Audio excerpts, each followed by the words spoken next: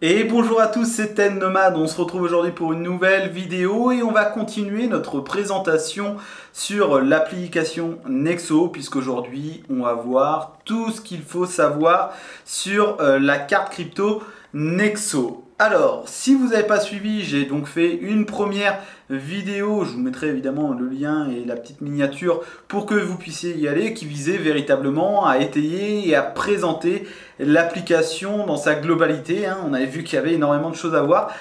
Et donc, je ne vais pas revenir sur savoir qui est Nexo, machin, ce qu'ils font. Là, on s'attaque et on va présenter uniquement la carte crypto parce qu'il y a déjà énormément de choses à savoir. Et j'espère que vous êtes motivés et accrochés parce que ça va être un sacré morceau aussi, mais vous allez voir qu'elle est hyper intéressante sur certains points, mais que évidemment, il y a toujours un mais, et j'en parlerai à la fin de la vidéo, donc c'est un petit disclaimer, restez-y, ou en tout cas, allez le voir parce que c'est important. Avant toute chose, n'hésitez pas à vous abonner, à mettre un petit pouce bleu, à lâcher un petit com, ça fait toujours plaisir, et si évidemment cette application vous plaît, n'hésitez pas à utiliser mon lien d'affiliation que je vous mets en description. Allez, let's go, accrochez-vous, c'est parti. Alors, on va voir donc en quoi la carte Nexo est intéressante techniquement, parce qu'elle propose déjà deux modes. C'est une des seules cartes à proposer ces deux modes. Un mode crédit et un mode débit. C'est-à-dire qu'on va avoir un mode où on va pouvoir faire un crédit et dépenser cet argent, et un mode débit où on va pouvoir tout simplement recharger sa carte ou son IBAN pour pouvoir dépenser, comme sur n'importe quelle carte crypto. Et pour commencer, mesdames et messieurs, nous allons attaquer le mode crédit. C'est là où il va falloir être concentré, on va commencer par ça. Alors, avec Nexo, vous allez donc avoir un mode crédit, c'est-à-dire que vous allez pouvoir mettre en collatéral ou en garantie si vous préférez vos cryptos, et à côté de ça, donc Nexo va les bloquer et va vous donner, en attendant le remboursement, un crédit en crypto ou tout simplement un versement en euros sur votre compte bancaire. Comme un crédit classique, sauf que là vous mettez évidemment un collatéral. Et pourquoi ils font ça pour la carte? Parce que techniquement, sur le papier, attendez la fin de vidéo encore une fois, eh bien vous ne vendez pas véritablement vos cryptos, puisque vous les mettez juste en collatéral et à côté de ça, vous faites un prêt. Et donc, forcément, sur le papier, on ne peut pas mettre la flat tax sur un prêt, on ne peut pas véritablement taxer un prêt. En tout cas, il y a véritablement un flou juridique là-dessus. On y reviendra en fin de vidéo, mais vous avez compris le concept. C'est pour éviter cette sorte de flat tax alors qu'on veut juste dépenser son argent. Voilà. Donc j'espère que vous avez compris, mais on va approfondir ça et on va aller sur l'application pour voir tout ça. On se retrouve donc sur Nexo. Et comment marche le crédit? Eh bien, tout simplement, vous voyez en haut à gauche, portfolio balance. Donc, j'ai 1061 $ qui sont répartis en ETH, un peu de Nexo, un peu d'USDT et un peu d'euros. Jusque-là, tout va bien. Et en dessous, vous voyez la fameuse ligne Crédit Hub, qui est, elle, à 537,43 $. C'est-à-dire que si je mets mes 1000 $ en collatéral en garantie, je vais pouvoir emprunter 537 $. Jusque-là, logiquement, ça va. Mais pourquoi je peux emprunter que 537 et pas 900 ou 1000 $, puisque je vais mettre 1000 $ en garantie? Eh bien, parce qu'il y a ce qu'on appelle la LTV, Loan to Value. J'espère que je ne vous perds pas, mais en tout cas, vous allez apprendre des choses. Par exemple, donc je vais aller sur Credit Hub, je descends plus bas sur Check the LTV of your asset, et donc voilà, vous voyez qu'en face de chaque crypto, j'ai là un pourcentage de LTV. Par exemple, ETH, c'est 50%. C'est-à-dire que si je dépose, comme j'ai fait, 1000 $ d'ETH, je vais pouvoir emprunter 50% en crypto ou en euros de ce collatéral. Je dépose et ils vont bloquer donc mes 1000 $ d'ETH, et moi à côté de ça je vais pouvoir emprunter 500 $ en euros ou en crypto, peu importe, sur ce collatéral. Et vous voyez que la LTV varie en fonction de la crypto. Tout ce qui est stablecoin comme USDT, on est sur une LTV de 90%. Si j'avais déposé 1000 $ d'USDT, j'aurais eu le droit à 900 $ en crédit. Et après, je peux rembourser sur Nexo le prêt s'étend sur un an, il peut s'étendre sur un an, mais vous pouvez rembourser quand vous voulez, comme vous voulez, en crypto ou en euros, c'est vous qui décidez. Et ça, c'est un véritable avantage puisque tout est flexible. Donc, voilà un peu comment ça marche, comment vous pouvez déterminer tout ça. Mais donc, quel est l'intérêt de faire des emprunts? Je vous l'ai dit, c'est pour éviter de vendre ces cryptos et éviter la flat tax parce que pour l'instant il y a un vide juridique autour de ça, mais c'est avant tout pour autre chose. Et je vous l'explique très rapidement et je vais essayer de le faire là aussi facilement et j'espère trouver les bons mots. Mais ça va être aussi d'un point de vue purement spéculatif ou si on veut maximiser les profits. Par exemple, si demain je souhaite emprunter 500 $ avec mes 1000 $ de TH, donc je vais déposer mes 0,5 ETH qui valent 1000 $ et en contrepartie, je vais par exemple recevoir 500 USDT, donc 500 $ sur un an. Jusque là, vous me suivez. Et avec, je crois en la montée de Ethereum, de l'ETH, avec ces 500 $ que j'ai reçus en prêt, je vais racheter directement de l'ETH. Maintenant, on arrive un an plus tard. Je souhaite rembourser mon prêt. Sauf que en un an, l'ETH a pris par exemple 50%. Ce qui fait que mon collatéral, qui est juste bloqué, vaut maintenant 1500 $. J'ai toujours mes 0,5 ETH de bloqué, mais ils valent 1500 $. Et les 500 $ que j'avais achetés en ETH, maintenant valent 750 $, puisque là aussi, je rajoute 50%, ce qui est logique. Et ce qui fait donc que j'ai maximisé mon profit, puisque là, je veux rembourser mon prêt, mais je dois toujours uniquement 500 $, uniquement ce que j'ai emprunté. Donc, je vais rembourser par exemple en ETH mes 500 $, mais comme entre-temps, il a pris de la valeur, eh bien, j'ai gagné 250 $ sur ces 500 $ que j'avais empruntés.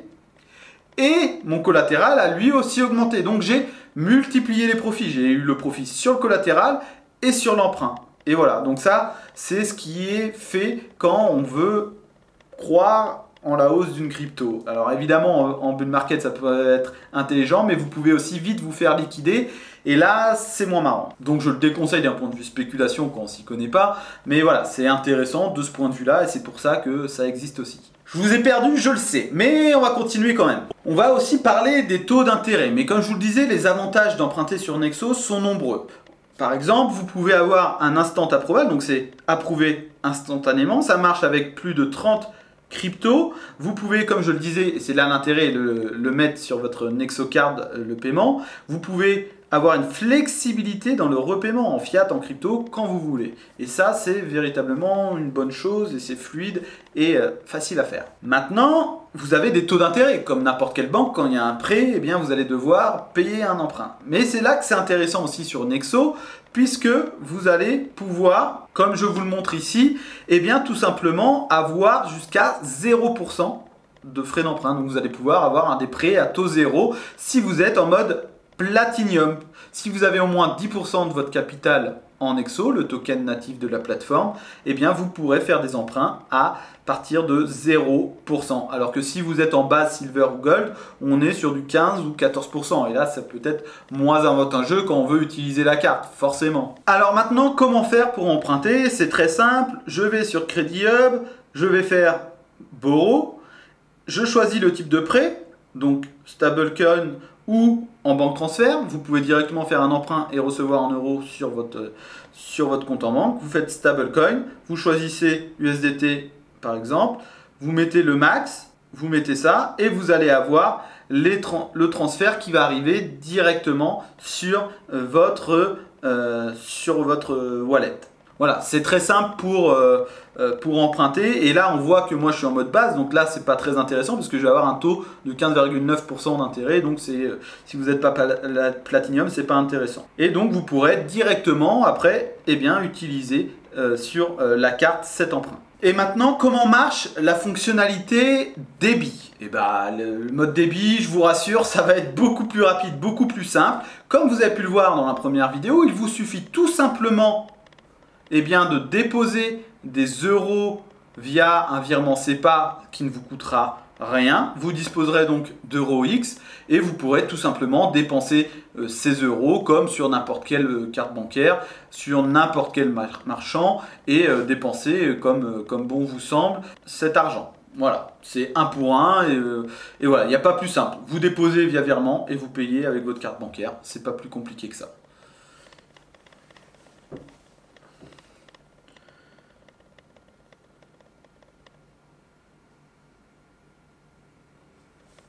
Alors juste pour vous le rappeler, pour recharger en euros via virement, vous faites top-up USD euro 1 GPB, banque transfert, euro.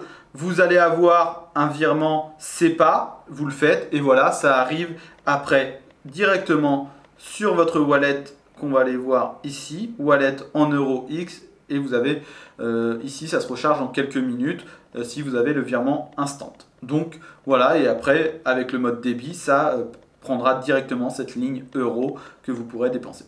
Pas plus compliqué. Donc on se retrouve maintenant pour voir les avantages de la carte, puisque évidemment c'est aussi pour ça que c'est intéressant ce genre de carte, c'est qu'il y a des avantages. Ces avantages vont varier en fonction de votre statut dans le programme de fidélité Nexo et en fonction du mode que vous allez utiliser, soit crédit ou débit. Voici les avantages. Si vous utilisez le mode crédit, vous pourrez avoir jusqu'à 1,5% de cashback directement en Bitcoin ou si vous le décidez, jusqu'à 6% en Nexo.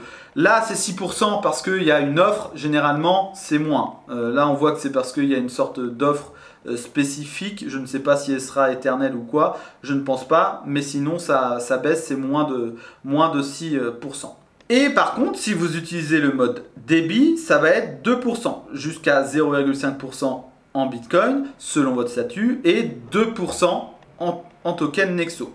Lorsque vous allez faire un achat, vous allez directement recevoir la notification et vous allez directement voir aussi ce que vous avez gagné en cashback. Je vous mets une capture d'écran d'un achat que j'ai fait. Moi, j'utilise très peu cette carte, c'était juste pour l'essayer et vous comprendrez après pourquoi. Mais voilà, ça marche super bien, c'est fluide, vous avez toutes les informations et on va voir tout à l'heure comment la configurer. Autre avantage sur cette carte, c'est que vous n'avez pas de frais minimum. Vous n'avez pas à dépenser 5 euros par mois ou 10 euros par an. Vous n'allez pas être facturé de cette non-utilisation. Et ça, c'est plutôt aussi une bonne chose et assez rare pour le signaler. Donc, il n'y a pas de minimum à dépenser.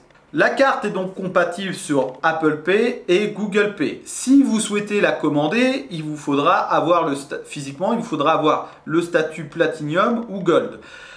Alors ce que vous pouvez faire, si vous ne souhaitez pas ce statut-là, eh bien c'est tout simplement de la mettre sur une application comme Curve et avoir la carte. Voilà, si vous ne connaissez pas Curve, c'est un agrégateur de cartes. Vous rentrez votre numéro de carte et vous avez la carte Curve qui va dépenser sur cette carte-là.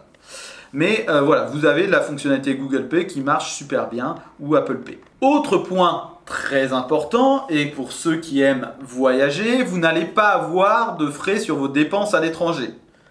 Par exemple, si demain je vais en Norvège, eh bien ma carte bancaire traditionnelle d'une banque traditionnelle, généralement vous allez payer par exemple 1,2% sur les frais de conversion. Si je paye en couronne norvégienne, je ne sais même pas si c'est ça la monnaie, mais bref, si vous payez en couronne norvégienne, eh bien vous allez payer sur 100 euros 1,2% de frais de banque pour cette conversion. Eh bien là, vous n'avez pas de frais, vous allez juste payer le frais, enfin pas vraiment le frais, mais la conversion directe et il n'y aura pas de frais supplémentaires. Là aussi, ça va dépendre en fonction de votre statut. Si vous êtes en mode Platinum, vous allez avoir jusqu'à 10 000 euros par mois, vous n'allez pas avoir de frais en voyageant à l'étranger, ça c'est véritablement intéressant. Jusqu'à 5 retraits par mois gratuits et avec une limite de 10 000 euros aux ATM. Voilà. Autre point important, on va y revenir après, c'est qu'on peut contrôler toute la carte directement et facilement sur l'application. Et on voit par exemple ici que en fonction du statut, vous avez que 1 retrait par mois en Silver, 2 par mois en Gold et 5 en Platinum. Et pareil pour tout ce qui est frais en voyage à l'étranger. Si vous êtes en basique, vous n'avez droit entre guillemets que jusqu'à 1000 euros sans frais. Après, ça sera 0,5% de frais. Mais voilà, tout ça, ça dépend donc évidemment du statut. Mais en gros, vraiment, Nexo a une carte très peu chère avec pas mal d'avantages sur le papier et ça c'est véritablement intéressant, notamment pour ceux qui voyagent. On se retrouve maintenant sur l'application et on va voir sur l'onglet cadre comment ça s'organise. Déjà, si vous souhaitez activer le mode débit, il vous faudra un minimum de 50 $, sur votre wallet, que ce soit en crypto ou autre, mais un minimum de 50 $ pour l'activer. Première chose à savoir, c'était ça. Deuxième chose, si vous souhaitez la commander, comme je le disais, il vous faut avoir un minimum de 500 $ sur le wallet et avoir le programme de fidélité Gold ou Platinum. Mais comme je vous l'ai dit, pas forcément besoin. Si vous avez Curve, vous pouvez directement l'utiliser avec une carte traditionnelle ou tout simplement sur Apple Pay qui marche super bien. Pour en revenir, donc ici, vous avez, si je tape sur carte détail, je vais avoir tous les détails de la carte pour faire un achat sur Internet classique. Vous avez le card mode, c'est ici que vous allez devoir choisir entre crédit ou débit. Si je vais sur crédit, ça m'active le crédit et je vais pouvoir faire mon crédit et le dépenser. Et vous avez le débit où là, ça se fera donc avec les euros que j'ai déposés avec tout simplement mon IBAN. Vous pouvez à tout moment freeze la carte. Si vous souhaitez le faire, je l'ai fait. Vous pouvez voir le code PIN, vous pouvez voir vos dernières transactions et vous pouvez aussi voir Card Setting qui va vous permettre, encore une fois, de par exemple rechoisir le mode, mais aussi choisir le cashback. Par exemple, ici je suis en mode débit, je vais avoir soit 0,1% en Bitcoin ou 0,5% en Nexo. À moi de choisir. Et après, en fonction de mon statut, si je monte en Platinum, ces taux vont, comme je vous l'ai montré tout à l'heure, augmenter. Vous pouvez voir les limites and fees par jour, par mois et voir à quoi vous avez droit.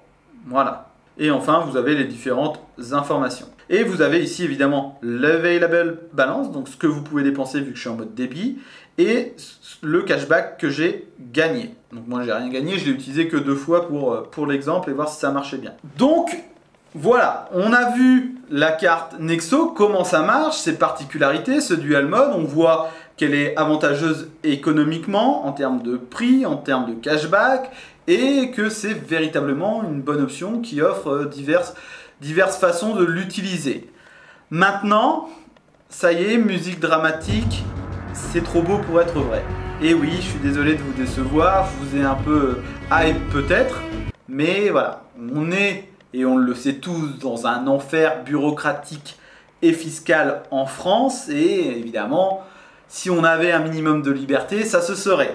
Mais voilà, aujourd'hui, si vous souhaitez utiliser cette carte, il faut faire attention d'un point de vue fiscal. Je vous assure, j'ai regardé sur des dizaines de forums, j'ai contacté des dizaines de personnes, j'ai saigné Twitter pour avoir des informations, aussi d'un point de vue fiscal, comment ça se passe pour déclarer. Puisqu'on me dit que... et même Nexo le dit qu'on ne peut pas, on n'a pas à déclarer ça puisqu'on fait un prêt, c'est pas taxable, donc il n'y a pas de flat tax à payer. Mais j'ai regardé partout et même entre avocats, c'est un peu la guerre. Et personne ne dit pareil, donc c'est un enfer. Alors vous pouvez jouer, mais vous pouvez perdre. Parce que sur cette histoire de prêt que je vous disais, si vous le faites ce prêt en ETH et que vous gagnez de l'argent sur ce prêt, bah là, il faut le déclarer. Par contre, à côté de ça, si vous faites que du prêt de stablecoin, si vous utilisez uniquement du stablecoin, ce prêt-là, est-ce qu'il faut le déclarer vu qu'il n'y a pas eu de plus-value? Est-ce que c'est pas taxable? Voilà, enfin, il y a plein de questions qui se posent. Et pareil, en mode débit, je dépose mes euros, mais ces euros qui deviennent des euros X, ces euros X, même si tout laisse paraître que c'est des euros, c'est techniquement parlant une crypto. Et donc, vous allez dépenser de la crypto. Et donc, d'un point de vue fiscal, dès qu'on dépense de la crypto, c'est la galère. Et même si vous faites un prêt, même de stablecoin, vous faites aucune plus-value, vous payez votre marchand en USDT, et c'est Nexo qui, lui, le rémunère en euros. Mais qu'en est-il de la taxe? Donc, je suis désolé, moi, je ne peux pas vous donner de réponse, parce que déjà... Je pense que personne n'a une certitude à 100%. Il y a un véritable flou juridique autour de tout ça. Vous pouvez peut-être en profiter, je ne sais pas, j'incite personne à le faire. Je dis juste que la carte est bien faite, elle marche bien. Je l'ai essayé une fois, c'est vraiment cool et fluide. Et voilà. Mais après, on est en galère. On est tous dans le même bateau par rapport à la fiscalité. J'espère qu'un jour, ça va s'améliorer. Peut-être que dans 10 ans, vu la lenteur de notre bureaucratie. Mais voilà, vous en faites ce que vous voulez, renseignez-vous bien sur tout ça, ne faites pas de bêtises, mais en tout cas c'est une superbe solution et après libre à vous de l'utiliser ou non. En tout cas c'était un plaisir de vous la présenter, je sais que c'était technique au début, mais en tout cas j'espère que vous avez appris aussi pas mal de choses et on se retrouve bientôt pour une nouvelle vidéo. Ciao!